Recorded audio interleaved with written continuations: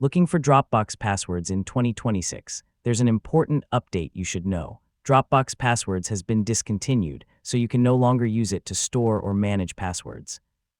In this guide, I'll explain what happened and what you should do instead.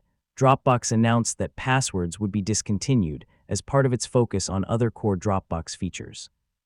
The service was fully shut down on October 28, 2025. This change does not affect your normal Dropbox account or your stored Dropbox files.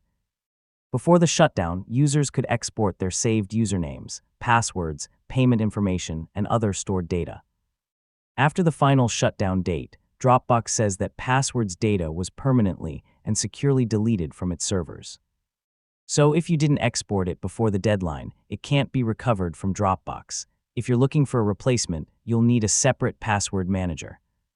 Dropbox recommends moving your password information to a trusted service such as 1Password. Choose a service that supports strong encryption, secure syncing, and multi-device access. If you previously exported your Dropbox passwords data as a CSV file, you may be able to import that file into another password manager. The exact import steps depend on the service you're moving to, so check its official import instructions before uploading the file. One important warning: a CSV password export can contain sensitive information in a readable format.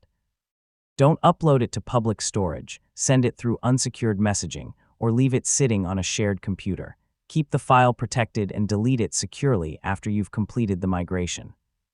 Even though Dropbox Passwords is gone, your Dropbox account is still separate from that service. You can continue using Dropbox normally for your files.